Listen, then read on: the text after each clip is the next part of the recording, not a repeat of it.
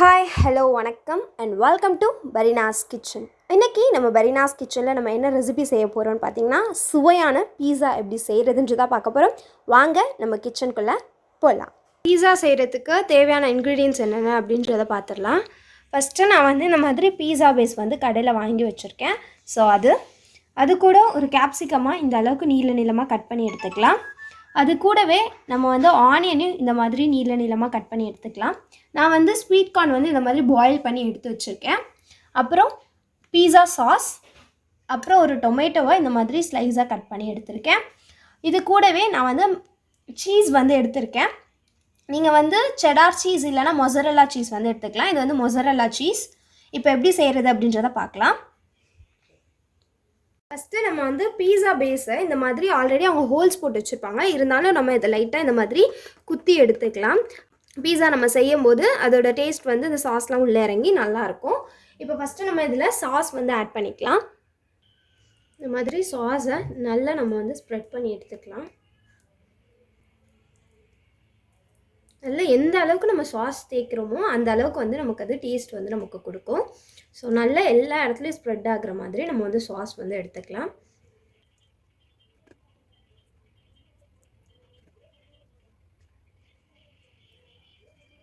அவ்வளோதான், சாஸ் எல்லாத்தையும் ஸ்ப்ரெட் பண்ணிட்டோம். இப்போது இது கூட நம்ம சீஸ் நம்ம சேர்த்துக்கலாம். நம்ம சீஸ் எவ்வளோக்கு எவ்வளோ நம்ம சேர்க்குறோமோ அந்த அளவுக்கு நமக்கு பீஸா நல்ல ஒரு டேஸ்ட் நமக்கு கொடுக்கும். மொசரல்லா சீஸ் யூஸ் பண்ணியிருக்கேன். இந்த மாதிரி நம்ம நல்லா இதில் ஸ்ப்ரெட் பண்ணிக்கலாம் அந்த சீஸை. இப்போ நம்ம இது கூட ஆனியன்ஸ் ஆட் பண்ணிக்கலாம். நீங்கள் என்ன வெஜிடபிள்ஸ் வேணுமோ இது கூட நீங்கள் ஆட் பண்ணிக்கலாம். இது உங்களோட இஷ்டம் தான். நான் இன்றைக்கி onion, tomato, capsicum and corn add பண்ண போகிறேன். நெக்ஸ்ட்டு நம்ம இது கூட கேப்சிகம் ஆட் பண்ணிக்கலாம். இது கூட இப்போது டொமேட்டோ ஆட் பண்ணிக்கலாம்.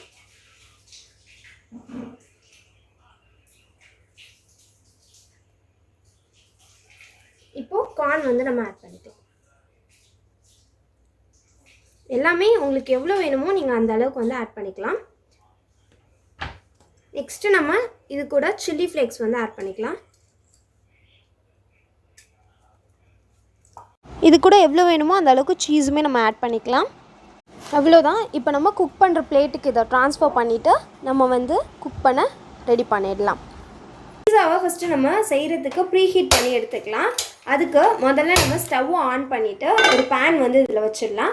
ஸோ இது கூடவே ஒரு ஸ்டாண்டுமே நம்ம இந்த மாதிரி ப்ளேஸ் பண்ணிவிட்டு ஒரு 5 மினிட்ஸ்க்கு இதை நல்லா ஹை ஃப்ளேமில் வச்சு நம்ம ப்ரீ ஹீட் பண்ணி எடுத்துக்கலாம். ஓகே, 5 மினிட்ஸ் ஆகிடுச்சு. இது நல்லா ப்ரீ ஹீட் ஆகிடுச்சு.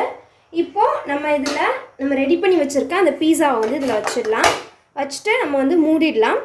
ஒரு 20 மினிட்ஸ் மீடியம் ஃப்ளேமில் வச்சிடலாம். அது நல்லா அந்த சீஸ் உருகி பாயில் ஆகி வரட்டும். அது வரைக்கும் மீடியம் ஃப்ளேம்லேயே இது இருக்கட்டும். கரெக்டாக 20 மினிட்ஸ் ஆகிடுச்சு. 20 மினிட்ஸ் கழித்து நம்ம இதை எடுத்துடலாம். இப்போ நம்ம இதை சர்வ் பண்ணிடலாம்.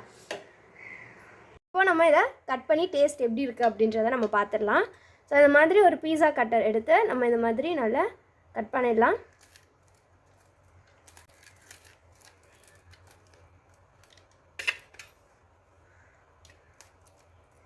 பார்க்கவே யம்மியாக சூப்பராக இருக்குது. இதோட டேஸ்ட்டுமே அல்டிமேட்டாக இருக்கும்.